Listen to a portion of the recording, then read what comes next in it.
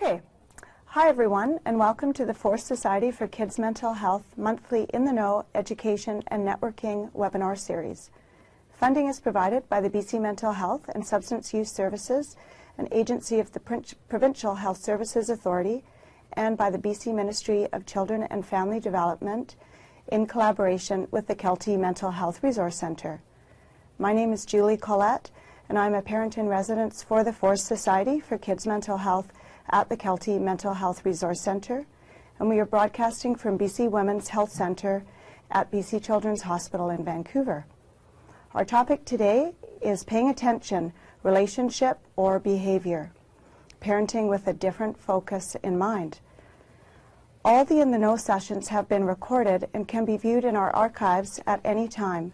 So please visit the Force website at www.forcesociety.com/intheknow to access past sessions.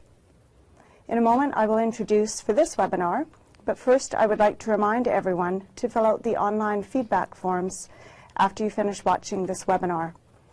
Online viewers can go directly to the online presentation links icon at the lower bottom right of your screen, which looks like a paperclip, and you'll find the feedback form there. You also have the option of entering to win a $50 Chapters gift card for filling out the feedback form, and all the information is confidential and is only used to collect feedback from you that helps develop our future In the Know sessions and topic ideas. In the resources section, you will find a downloadable copy of the PowerPoint from this webinar, and remember you can review the webinar as often as you like. So thanks so much everyone for joining us today, and now I'd like to introduce our speakers. Marianne Crabtree, who is in the blue, is a youth and family counselor and has a Master's of Social Work.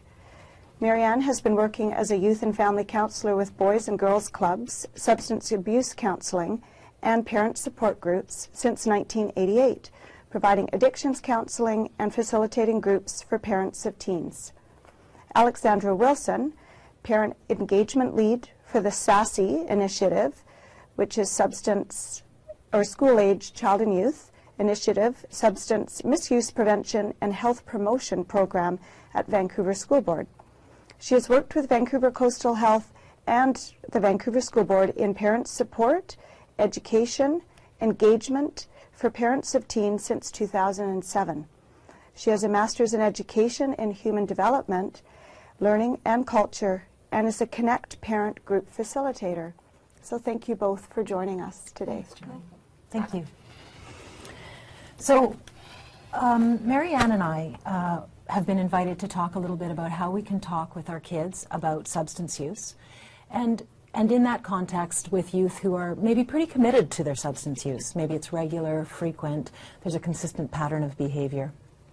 And we just wanted to start off by saying that we're starting with a few assumptions, and that is that as parents we work hard to connect with our kids, that we want to stay close with them, and that we've all tried multiple ways to keep our kids safe and maybe to get them to take their safety more seriously.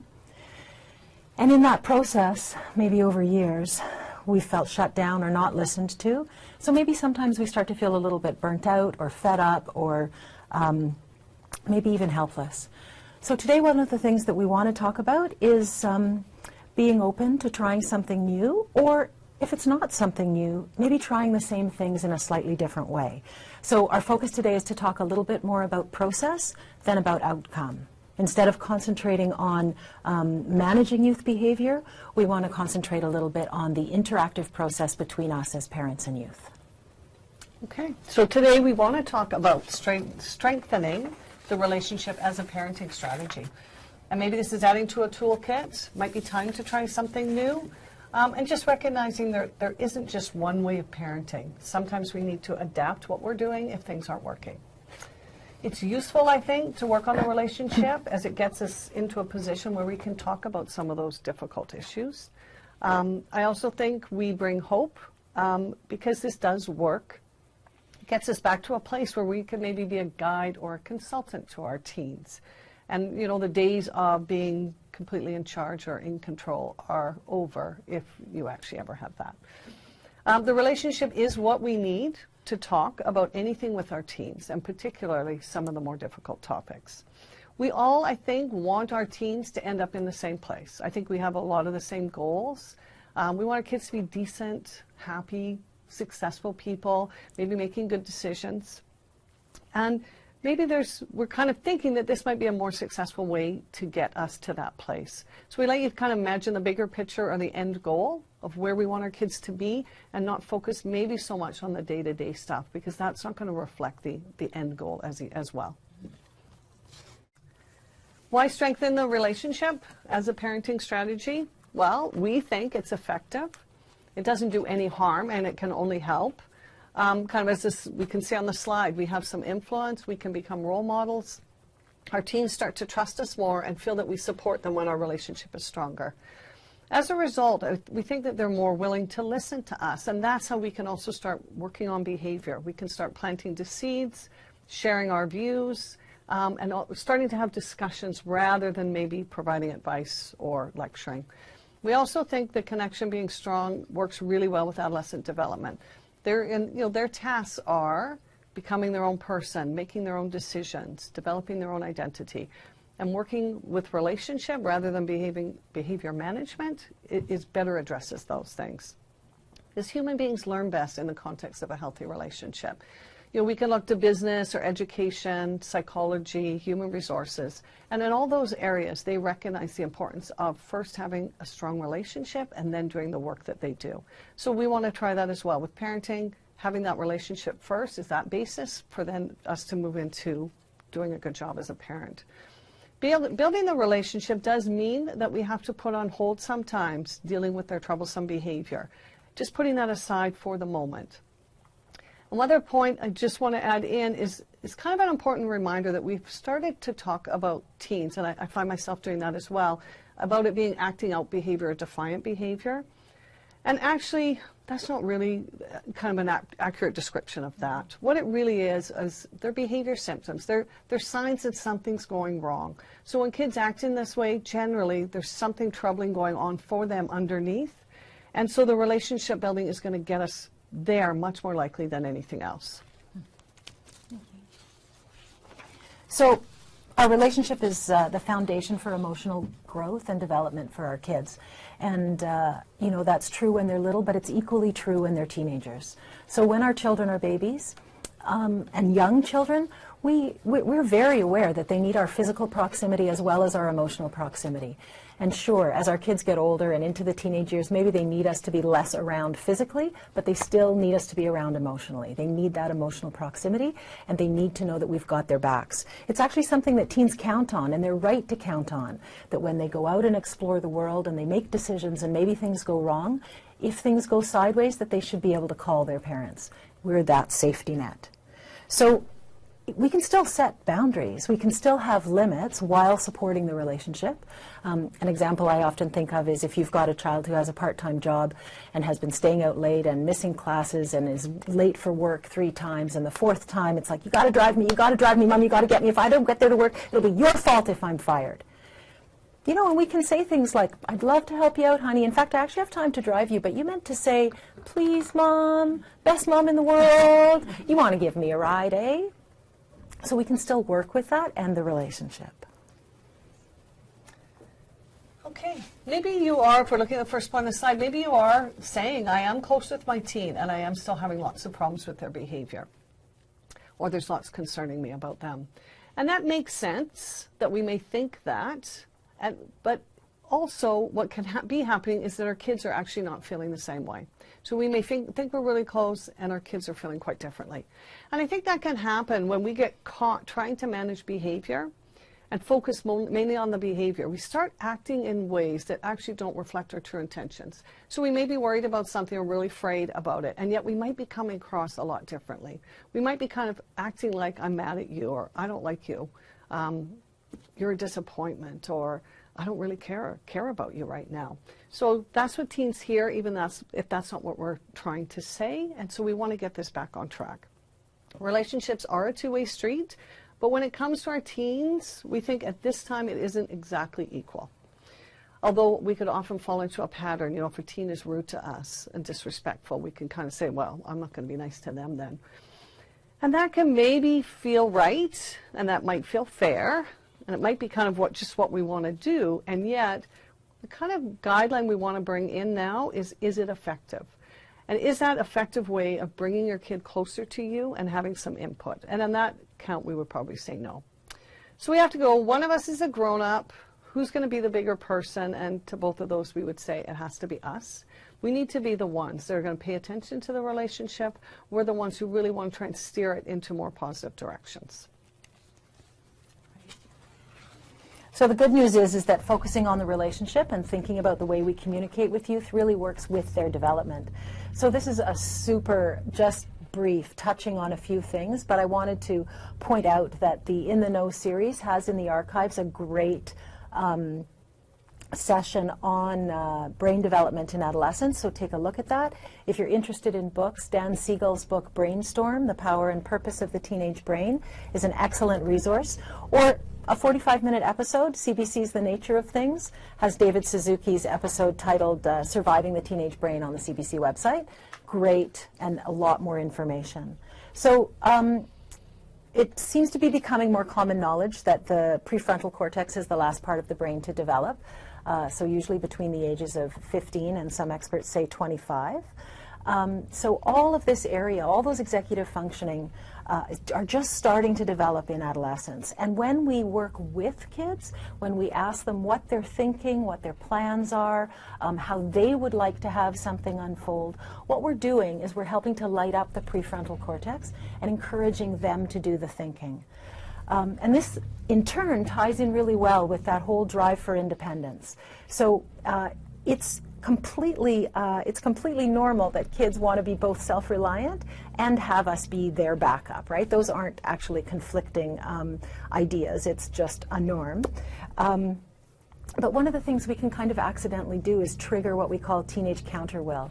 And that's kind of that moment where the parent says, wow, what a beautiful day, the sky's so blue. And the kid says, not really. I mean, even if factually speaking, the sky is very blue. And it's almost like they can't help it. And so sometimes when we tell our kids what to do, we end up triggering that reaction. And they may well have been thinking about the exact thing that we've just said. And somehow the minute we've said it, it's harder for them to think it for themselves. So again, helping them to explore ideas, asking open-ended questions. As we go on, we're going to have some really specific examples about that here, can be helpful. And you know, part of that independence is what we call individuation. So where a teenager is sorting out who they are for themselves, kind of separate from their parents. And I've always found it way more helpful to think of this not as rejecting of parents, but as no longer idealizing us. We're kind of like shoved off the pedestal. So that can be a little bit painful. But in the bigger picture, that is actually what we want. We don't want 30-year-olds who, for whom the last word on everything in their lives comes from their parents, right? We want people who can think for themselves. So finally, in the identity development, which is a lot of what is going on now, youth are figuring out who they are through their interactions with other people and through their time alone. So when we encourage them to do things that are high sensation, so I kind of think, like, let's not think about risk-taking. Let's think about sensation-seeking, right? When we can encourage youth to get involved in theater sports, in competitive athletics, in supporting them to ask that girl out for coffee or to go on a dog walk together, those things that give you that rush of fear, increased sensation, those are all the experiences that help youth grow and develop socially and emotionally during these years. And we can support that development also in terms of being very strengths-based in our language. So, for example, we can acknowledge small efforts, not completed success, right? We can acknowledge small steps in the right direction. Like, you made it to school every day this week. I'm really glad to see how responsible you are. And maybe they weren't there on time, but we don't have to say that. You know, or when we hear about their friends and some of the decisions may sound a little scary, and yet it sounds like the friends are looking out for each other. It sounds like you've got some good friends. You know, thanks for making an effort to get along with your brother. I really appreciate it. And that's even when it wasn't perfect. So parents actually have a lot of influence on supporting youth to develop a positive self-image. And we can see more of a negative self-image develop when there's things like name calling, blaming, or shaming. So one of the things I like about this approach is that it gives us an opportunity to be really intentional and ask ourselves, this thing that I'm going to do, will it strengthen the relationship? So we can be responsive rather than reactive.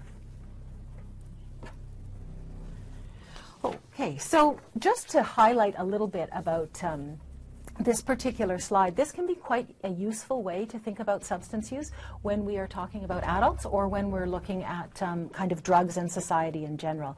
But one of the things I just really want to highlight for us as parents or anyone who's working with young people is that we need to take a developmental approach to understanding substance use. So just like when we were just talking about adolescent brain development and all the social and emotional development, we want to understand that teens are at a different place than adults. So we may have a 45-year-old man who has a marriage and friends and a good job and hangs out with his kids and has a hobby he loves and is physically active and smokes cannabis on the weekend, and we can say, well, you know, adults make the decisions that they make and we don't know anything about his mental health or his physical health, but maybe that's okay.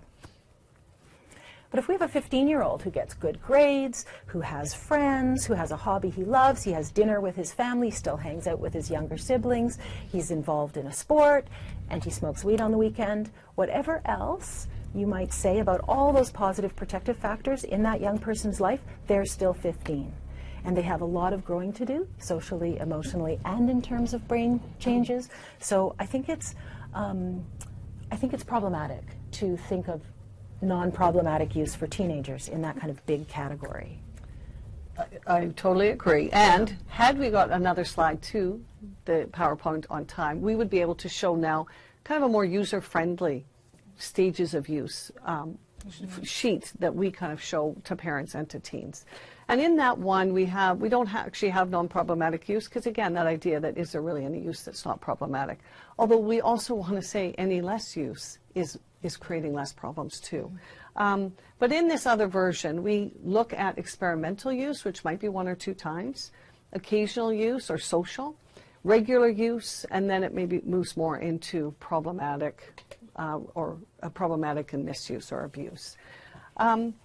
We want to remember, and I think where this one can catch us is this is that adult version. And so the youth version, we want to look at experimental use really as just those 1 or 2 times. This is an opportunity to try something.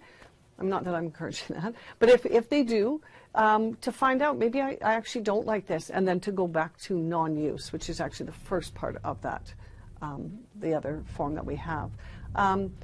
Otherwise, they might move on to occasional use. And occasional use, again, in a parent's eyes, might sometimes look like it's just on weekends. Well, at least they're only doing it occasionally. But from a youth perspective, that is probably moving more into regular use. So if it's happening every weekend, that's kind of regularly happening. What we like about bringing in this is sometimes we can talk to parents or to teens just where they're at on that continuum. And the first thing we always like to say is, we try not to say, don't use drugs, because sometimes that counter role kicks in and says, yes, I will, but we want to say delay. The later you start, the less you're going to affect your brain development. The other thing is to look at their social and emotional development, which Alexandra just talked about, and doing that under the influence is going to really affect learning in those areas. So we can speak to them about, even if they are using in a way that we're not okay with, is there times where you can go to that party and not use, and kind of learn how to have relationships, learn how to be with other people when you're not using. How do you deal with your first heartache or some really strong emotions? That we want to try and do that sometimes when we're not under the influence. We like to do that all the time, but if that's not the option, sometimes it's better.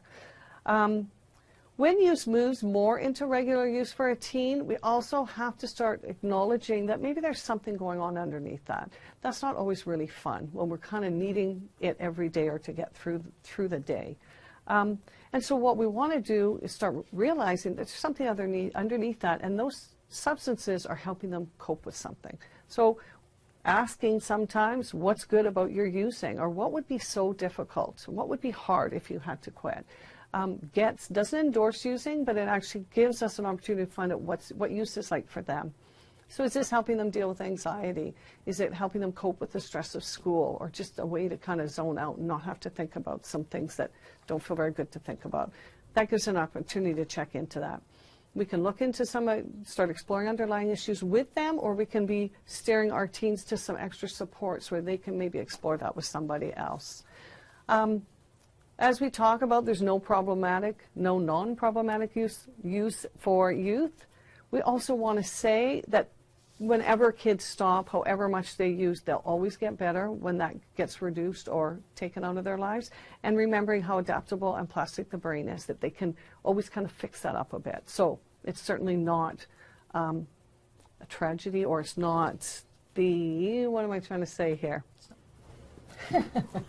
It's not cast in stone. It's irreversible. We can reverse some of the effects of Absolutely. that. I think a lot of what, when we have young people who maybe are using regularly and are using to cope with uncomfortable emotions and painful circumstance, yes, on the one hand, that means they're not learning other skills. On the other hand, these are things that we learn throughout our lifetime, that they can learn at 15, or they can learn at 20, or they can learn at 25. And just developmentally, what we know is that it's kind of better to learn it in adolescence. I have a colleague who says, if you have a teenager who has a heartbreak and recovers from a teenage heartbreak at 17, they know they can survive anything, because that's a tough one. So just going a little bit lighter, because I think the idea that these are hard conversations, which is why we want to start with the idea that you want to look at where your relationship is at. If everything is escalating into huge fights and not talking, you're not going to just pounce on them when they walk in the door and say, "What's so good about substance use?" Right? We're gonna start in a smaller way. So there's some ideas on the screen, and I often think, if every time a child comes home, it's to hear, "You're late again, I bet you didn't do your homework, the dishes weren't washed, and you promised this time, were you out with those awful friends again, you smell like pot." I like us to take a little step back and think, what does that feel like? What does that feel like if every time you come home you're a disappointment or a source of grief and anger to your parents? And imagine how much different it would be if when you walked in, your parents said completely sincerely and not sarcastically, "Oh, that's nice, you're home," or "I'm glad you're safe." That small thing can shift the relationship quite strongly, and sometimes that feels like too much, and we can hear they come in, so we know they're home safe, and maybe we can just say nothing if we can't say something welcoming, or we can go to bed so that we don't see them, but really just be able to maybe just try and be happy that they are home safe. So this doesn't endorse behavior, this approach. You can still talk about it if a child comes home intoxicated later, when they aren't under the influence, and maybe when you feel calm, right? This is just being effective. It's not endorsement. And one of the things we can do is focus on the fact that our concerns have to do with adolescent health and adolescent safety, and not to do with teen defiance. Okay. So what we want to do is try and see the best in their behavior. Notice the kind of minuscule things. So did they come into the room and turn on the TV when you were reading to bug you because they wanted the bigger screen? Or maybe they wanted to be near you and they're feeling a little bit vulnerable because they know they've been acting in ways that worry you right now. If they really wanted to be near you, or if they didn't really want to be near you, they could have gone and used their phone or used the computer or gone to a friend's house. So we want to assume the best in their gestures. We want to maybe assume they want to connect, not to bug you. Even if you were wrong, we can still bring out better behavior than assuming the worst. And that brings better behavior out in us as parents as well as in our teens. So if we kind of think about relationship with some of these examples on the screen, we can ask, how can I make a connection out of a request? We might say when they phone late, phone for a ride late and drunk, to say, "I'm glad you called for a ride, and I'm really, really worried about how much you're drinking," or "I'm really worried about your drinking," and we'll talk about that later. When they come home late at night, we have a lot of late night examples, but that's kind of teen time.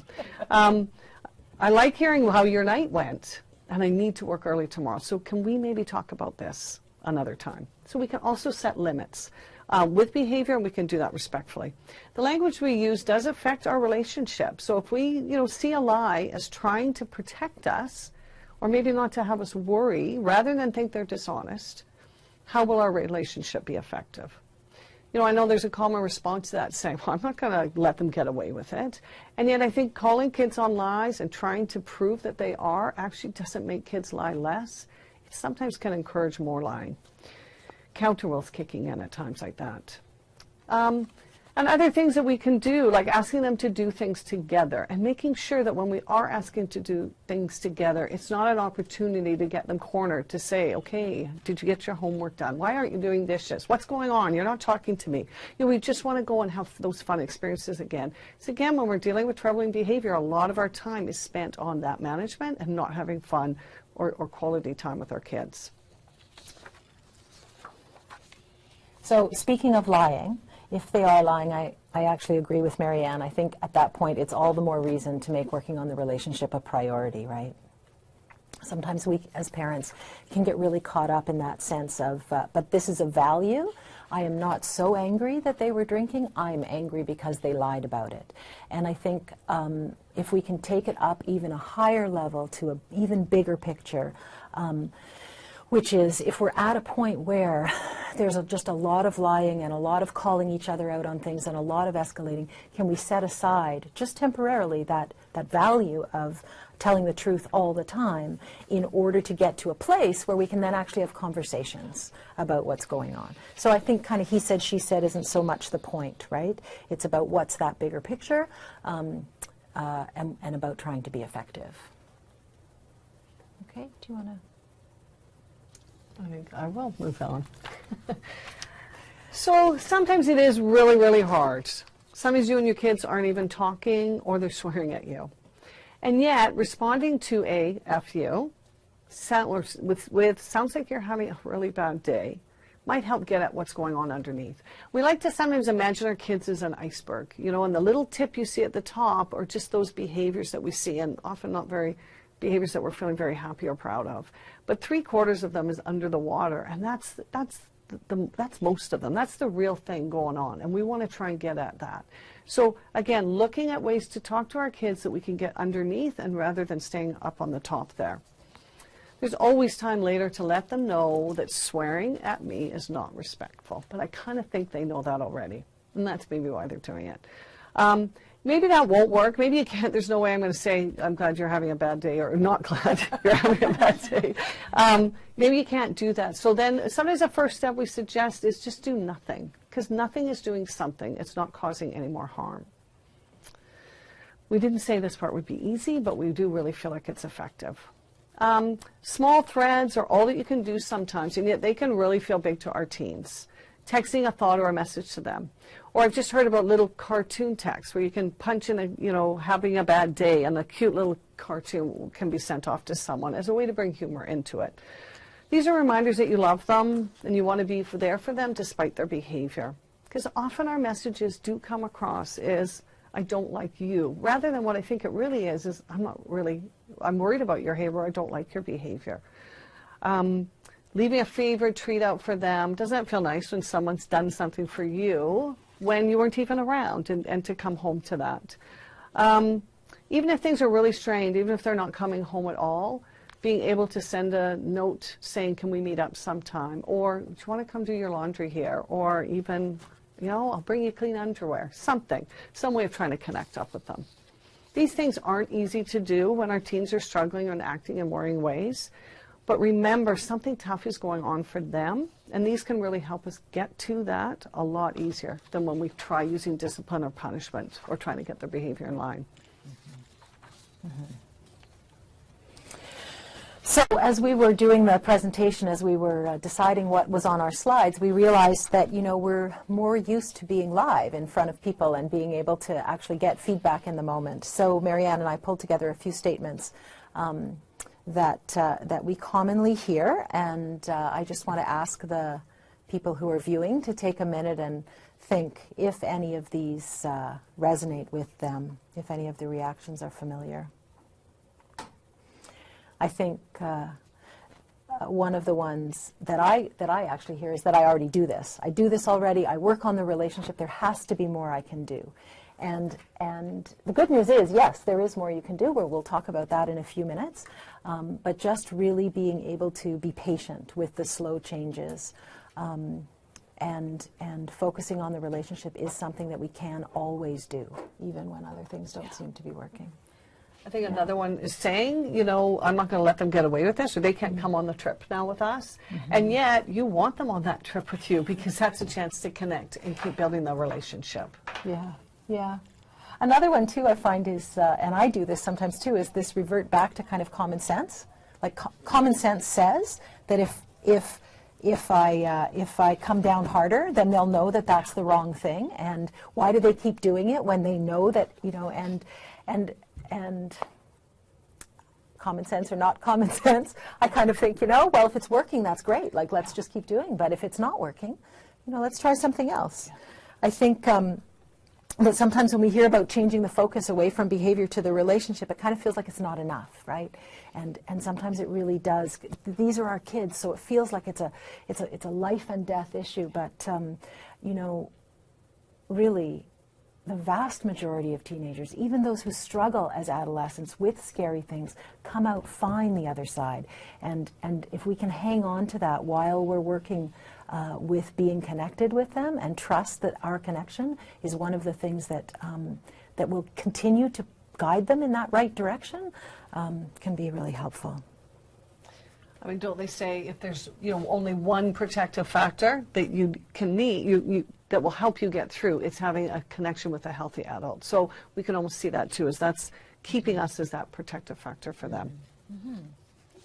Mm-hmm. Okay, so let's move into some of the kind of practical things. So we picked a couple of communication skills, and there's so many different things we could have done, but we could only pick a couple that we've seen that really help get us to that point of being able to talk about the bigger issues with our teens. And I think these ones stuck out to us as being pretty effective pretty quickly. Mm-hmm. You know, listening is a really underrated skill. And yet, if you think about someone who you would like to go and talk to, when you want to share something with, when you're feeling really upset about something, isn't it the person who listens? I know for me, I don't go to that friend who is so quickly moves into trying to tell me what to do or give me advice. Mm-hmm.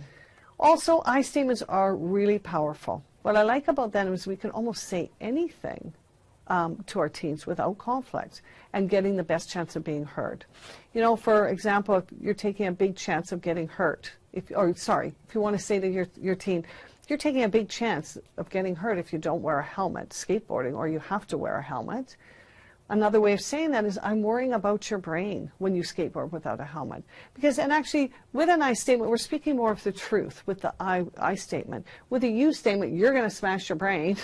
Actually, they may not. They may try and prove you wrong, and that might. You know, so it's not actually a fact. The other is more truthful about what we're feeling, and we like to convey that. And we've seen over and over that kids like much more to hear what we have to say when it comes from that place.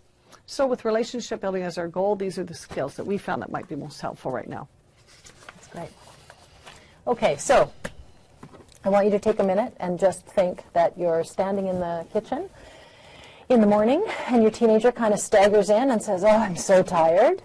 And you know they were out late the night before, and you believe that they were maybe under the influence, and you certainly know that they were out 3 nights this week, and there's a test this morning.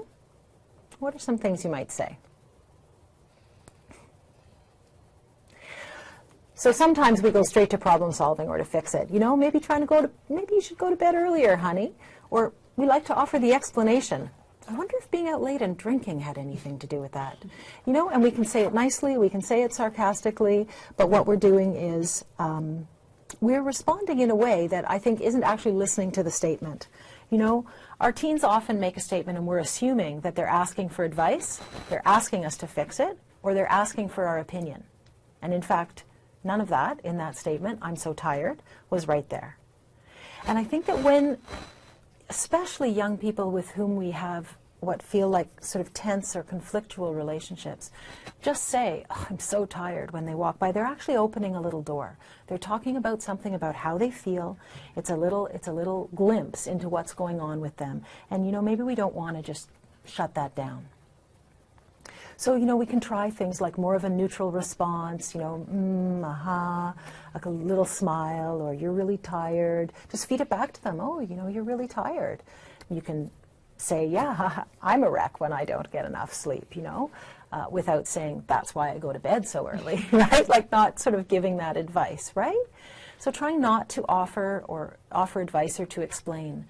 And we have a little note on the PowerPoint that says advanced skill, because, you know, if you're feeling calm, if you're feeling curious, if you're feeling like you want to keep the conversation going, you can ask curious questions that help them think.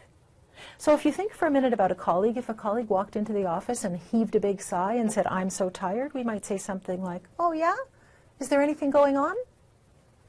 You know, we probably wouldn't say, guess you went to bed too late. So we can ask questions of our youth. We can say things like, I wonder what you could do to be less tired in the morning. That's a tough one. And leave it to them to come up with an answer. Even if they say, you know, what do you mean? I just said I was tired. You can say, yeah. The point is that you didn't immediately lecture, or we don't right away assume that we know what the problem is, because the problem with those assumptions is that we risk being wrong. The child could have had nightmares, could be very stressed about something, could have been worrying all night. And then they're thinking, well, why should I tell you, right? Why should I tell you when you just go immediately to like, oh, it's my fault? You know, and what we do when we do that is we engage the back of the brain, and there's that resistance to being told what to do.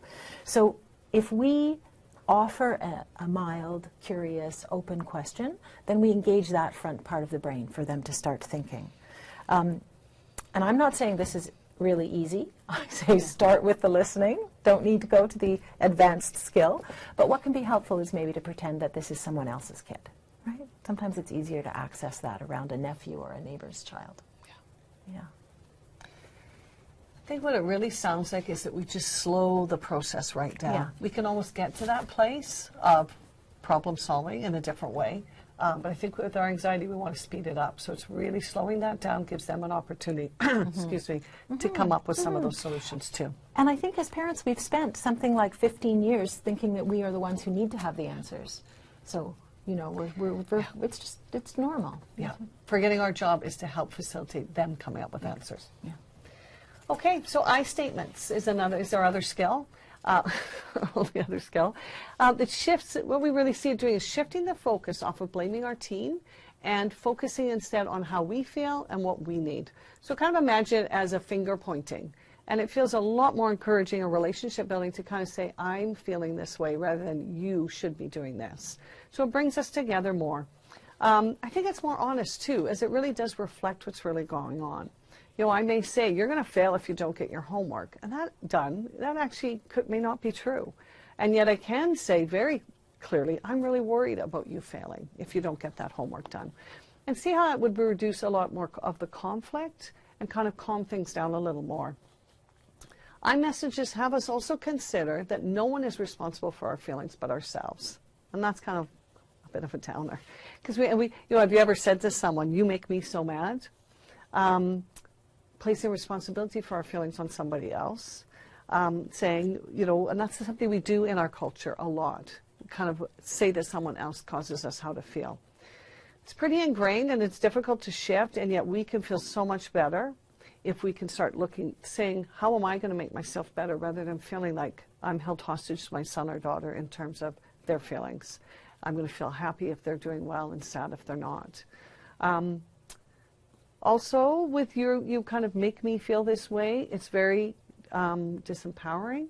And also the teens, by placing teens in control of our feelings, and we can feel pretty victimized, out of control. So what can result from using I statements is that we are shifting the power back to us. So the main goal of an I statement, or the main goals, are we want to just describe the behavior of the situation in a non-blaming way. And that part's really important. We want to describe how the behavior is affecting you and how you're feeling about that. So on our slides, we've got kind of a wordy version of an I statement, which may not work for you, and we'll try a mini version after. But this will just kind of go through the different steps. So first, what we want to do is describe the behavior that we want to see change or that we're having a hard time with. So we may say, the school called for the 3rd time in a row to say you haven't been there. So don't say, you're never going to school. This is how we present it. School called, that's the fact. See how you feel. I feel concerned. I feel worried about you.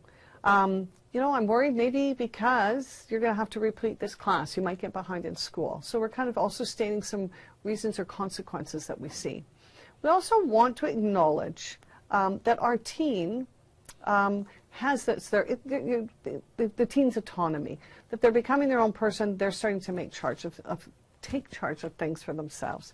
So we want to say, I realize that you're starting to make your own decisions about school, and maybe I'd, you know, appreciate, or we can get the counselor to deal with you on that from now on. The other thing is, if they haven't been to school for the 3rd day in a row, maybe something's going on that we want to ask them about. So it might be something hard happening, so we can always put that in there as well. It's important to offer help or show support. What can often happen when we get to this place, if we're trying to kind of get them to school and they're not going and we're battling about that, we might just throw up our hands at some point and say, okay, fine, do what you want, I don't care. You know, that can come out of our mouths. And yet we really do care. And this is an opportunity to kind of get around that. We can say, I'm here to help you. I can offer you support. Let me know what I can do. And then the last one is actually the most important one and the hardest one. We have to show trust. We really have to believe in our kids and that they can make some good decisions. Because the way we get to a place of making better decisions is to kind of make some mistakes and keep going at it. So at this point, we want to say, you know what, I'm sure you can manage this. I know you're capable of making a good decision around your school. So we have the completed I statement. The school called for the 3rd time this week to say you weren't there. When that happens, I feel really concerned and worried. I'm worried that you're going to maybe have to go to summer school. I realize you're starting to make your own decisions, and maybe it's time that we get the counselor to speak with you directly about how to manage that. I'm here to help you in whatever way you need, within reason, and I know you can handle this. I know you can make a good decision. A mini version might just be, the school called and I'm worried about you, and we may want to leave the rest of that out, depending on where you're at. You know, sometimes when people deliver I statements, they can't, or practice them at home, they'll come back the next week and say, it didn't work. They're not going to school still. And that's the problem. You know, we can't expect a specific outcome with an I message. It doesn't ensure the behavior is going to change right away, and that outcome is really out of our hands. But what it does do is it takes us into an interaction with our teen that's going to make things a lot better and actually can maybe lead them to a place where school's going to look differently for them. It becomes a lot less personal, and I think then there's a lot less conflict. Yeah. There aren't any little magic bag of tricks. No. No. Which is why we're talking about process over outcome. So let's imagine that you're in a place where, you know, okay, I was going to do that. I'm no, so sorry. Let's imagine that we're in a place where we've been working on our I statements, we've been listening a ton. We feel like the relationship is more connected. We've actually started to have fun with our kids. And now, having put all the substance use stuff on hold, having put the lying and the behavior on hold, we're feeling like maybe we're in a circumstance where we can start having conversations, right? So what we want to do is have conversations that get them thinking about their use, okay? So we can ask them questions like, you know, tell me what's so good about it. Or, have you ever seen kids whose lives are affected by their use? And, you know, kind of, what does that look like? You know, we can ask them, how would you know if you had a problem? Like, what would that even look like? So I'm sure you can imagine how solid you have to feel in yourself to be able to have that, to be able to say something like that. The last question on the list here, what kind of thing would make you decide not to change anything? Is a scary question, because it feels like what we really want to be saying is, so what kind of thing would help you want to change something? And I'm not saying you can't ask that. Of course you can. See how the conversation goes. But it's really helpful to ask questions on the other side. What is so good about this? What would be a real drag about quitting? And so you're getting the youth to start to think from all sides. And what we're talking about here is having conversations that are effective, right? I mean, I totally agree. What should work is, you know, telling them their brains are still developing, there's social and emotional work they need to do. Let's put it off till you're in your 20s, right? Like, that should be enough. And for a lot of kids, it's not.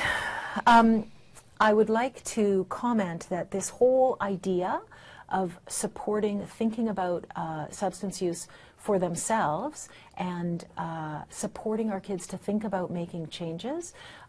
There's a fantastic resource that says it's for teachers, but I think it's equally valuable for parents at the Centre for Addictions Research BC, so CAR BC. If you Google The Art of Motivating, University of Victoria, it's a web page that has lots of drop-down menus with these kinds of questions and ways that we can get in the right frame of mind to then have those conversations. Do you want to add anything to that? No. I'll let you change the slide. Okay, thank you. Okay, this is a lot, and we're just asking you to maybe look at behavior through the filter of how it's affecting relationship, trying to look at things with a new lens.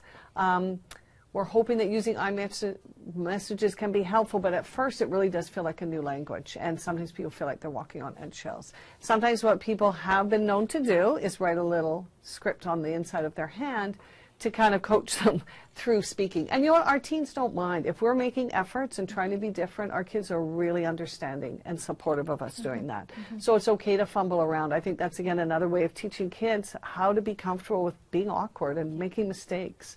And not being perfect at something. Listening, being curious, asking questions can be really difficult when we're scared about their choices, and yet that's a way that we can kind of help get them to look at maybe making them a bit differently. Yeah. And I think that, that is kind of a downside. You start to hear more, you start to get more scared. I don't mean you personally, you hear more, get more scared. But I think that just trying to be in a place where we don't forecast disaster. There are many, many pathways to a healthy adulthood.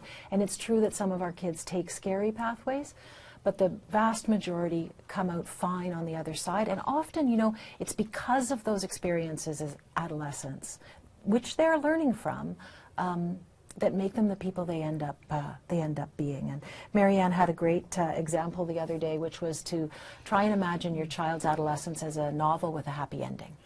And all the way through the middle, there are going to be, sad scenes and scary scenes, but every chapter is a new chapter, and there are new influences coming in, and there are new things that happen that guide the person's character development. And I think that's a really great metaphor, because it's so easy for us to think, because of 3 bad decisions at 13, they're going to end up 5 miles down the road that way, right? When really development is more of a weaving process. And there's research been done that suggests if we believe something is going to turn out well, it's much more likely going to happen than if it doesn't. So if we believe it's not going to turn out well, we're kind of leading them more in that direction. So that can be helpful to know too. Okay, so taking care of yourself is also a big piece about how we get through the adolescent time and make that work better. And sometimes people can say that feels condescending, like go take a bubble bath or have a cup of tea and I'll feel better. Go to yoga. Yeah. And so, but yet what we think about here is if there's something you're curious about doing, it can be really helpful on a couple of fronts. Trying something new takes you kind of out of the teen stuff for a while, and maybe even gets your brain to a place where you've completely forgotten about what's going on. And I think that's important. We need breaks from thinking about what's going on and worrying about it. So finding something that you're curious about can sometimes be helpful. Instead of maybe fighting about values, maybe we can act on them. So if we think education is really important, why don't we take a course and role model the usefulness of that or how much fun that can be? Want to take small steps, be patient, and that applies to us as well as to our teens. We talk a lot, as well as talking about late nights, we talk a lot about cookies, but it's really just a metaphor, getting them something, indulge them in some way, ways that we can reach out and look after them. We look after, if we look after self-care, we then have the strength to deal with what's going on with our teens. Another couple guiding pieces here is be the person you want your teen to be. Because sometimes when we have a real struggle through this time, and we're saying, I want you to be like me, live how I live. And how we're living right now is we're kind of grumpy or sad or mad all the time. We don't see our friends anymore. We don't do anything fun. All we're talking about is dirty dishes and messy rooms and whatever else. And so kids look to us and go, I don't really want to be like you. So I think it's really important for us to role model a good, happy life, be the person we want our kids to be, go out, have fun. I also think our kids feel really guilty when they see our lives get sadder or worse or falling apart because of what's going on with them. So that can also make them feel a lot better if they see us doing those things. Having a plan and just not kind of knee-jerk reacting to their behavior can also, just that in itself can be a useful way to be. So there's where we are. Yeah. One of the things that you just said that I think works well with our final slide here is that, you know, as a parent, it feels so much better to have an approach, however you may choose to implement it, but to feel that you have an approach. At the end of the day, things may not have gone perfectly, but you can say, I have a plan, right? So it may not have gone as well as I hoped, but I'm going to keep focusing on building the relationship. I'm going to trust that strengthening our connection is going to allow us to have those conversations. You know, what the research does show us is that young people who have supportive and connected relationships with families and communities make better decisions across the board. And one of the things we often hear as a protective factor for youth is parental monitoring. And I really want to be clear about what the research shows in that. You know, the monitoring that comes from surveillance and from sneaking information and knowing what they're doing in that way actually isn't associated with better youth decision making. It's the parental knowledge of where they are and who they're with and what they're doing that comes because the young person feels comfortable to share it with the parent. So that is completely relational. That is the monitoring that is associated with lower substance use, lower rates of violence, higher levels of graduation, higher academics, and better relationships in youth lives. So I think that, you know, when we get the relationship to a point where they are willing to share with us, and then we can share back with them, we can really reap those benefits. Yeah. So we're done. Okay, well, thank you very much, Marianne and Alexandra.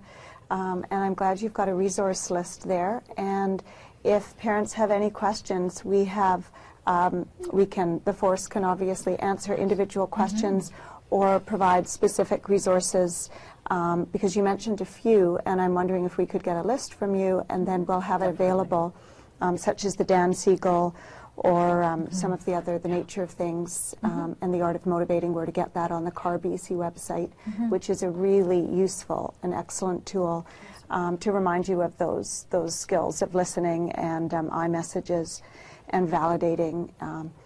But I did have one question, a couple of questions actually, that people, families often ask me. And when you had mentioned about really connecting with kids and trying to ask them about, you know, what's good about your substance use and how does that help, that often really freaks parents out, because their typical response is, well, then my kid's going to think that I'm okay with it. So how would you answer that for families when you're suggesting that they do engage with, tell me the good things about your substance use? That's a common one, and feel like it's endorsement, but to me it's almost like you'll find out information. So if we can ask kids what's good about drugs, how are they helping you, we're getting the information of why they're using that substance. And people use substances for reasons, so that's getting those answers to us. So actually, I think it leads us on a path to maybe start providing a bit more help. Because if the answers are, I feel really anxious, or I'm really lonely and I hate that feeling, or I'm bored, you know, whatever those responses might be, then we can say, okay, how do we start helping you kind of add something in? So I'm not going to take those drugs away from you. I would like to, but if I can, how do we add in some supports around dealing with anxiety? Would you be willing to go talk to someone about that? Or can we add in ways to make your life a little more interesting so you're not feeling so bored? So I definitely think it provides us with the information we need to know why they're using. May I add something? I think sometimes it's very hard as parents to get that information. Our teens don't come up to us and say necessarily, you know, I'm anxious every day, or I'm feeling really lonely. So if that question brings out that information, to me that's amazing that you could know. That's probably the top question that I get asked, and it's so helpful for you to reinforce that to families, that the message is not that, hey, this is great you're using, let's talk about how great it is. That is in fact not And usually when a discussion like that takes place, typically, then they start to say, well, I do sometimes have a headache the next day, or whatever it may It be. opens the door. So I want to say, let me talk about the good stuff, and then we can open the door to talk about the other side of that. And if you feel like you're endorsing or worried of that, you can always put that in. I'm not endorsing, and I'm just curious why it's working for you. How is it helpful for you? Kids feel more understood, and the relationship gets more connected there too. Well, thanks for clarifying for that. That's really helpful for families. And you mentioned about self-care. And as you said, families often feel like, give me a break. You know, I don't have time for self-care. I mean, my kid's life or whatever is at stake. And I think the force, we often use the analogy of the oxygen mask. So if it's helpful for families, if you've watched any of the webinars, the In the Nose, you'll have heard the metaphor of using, or the analogy of putting your oxygen mask on first, so that you can then be there in a better space. And when you had earlier alluded to sort of that catastrophe, families are feeling like this is really dangerous, and it might be, but the important piece around that is when you have put your oxygen mask on, then you're in a better place to not react to that feeling of this is really scary, and you are able to respond versus react. So is that something you'd like to add to that piece? I think it's all of that, and I think we really wear ourselves out worrying about things that aren't happening, and it doesn't, so we don't have the reserve. When the thing actually happens, we're actually less able to deal with it because we've exhausted ourselves. I also really do like the line, be the person you want your kids to be, or role model a happy life, because I think that also gives our kids some direction around that. So if you don't even want to do self-care for you, do it for your kids, you know, and that kind of also shifts you back to that place. Yeah, that's helpful. Families feel really guilty with self-care. So if you're feeling guilty, then do it for your kid. And you know, I think if I can add, I think the whole self-care, I have quite a reaction to that myself, and it almost makes me not want to do it because it's I do well about that. But one of the things that someone told me was, instead of trying to go look for your passions, we always tell it, look for your passions, you know, look for your curiosity. And the idea that I know for myself in my own life, the idea that I could somehow do something for 15 minutes that would turn into an hour, and I would realize I had forgotten. Like, what a break for an hour that I actually forgot what was going on. And that, I think one of our slides said, in order to be able to do this, you need to have some reserves. And that really, I think, gives you reserves. Yeah, so thanks for that. And just before we end, I think the other really important piece for me is the ability for families to stay curious. And so when you do use the I statements and you practice listening, you want to listen with true curiosity and a strengths-based approach.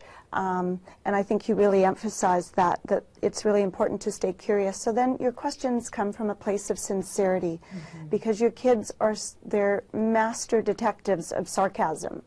So I just wonder if you could add quickly to Well, I think to we that. talk about those questions. You don't want to be an interrogator, you know, so there's those questions that we actually ask, you know, when parents come to our groups.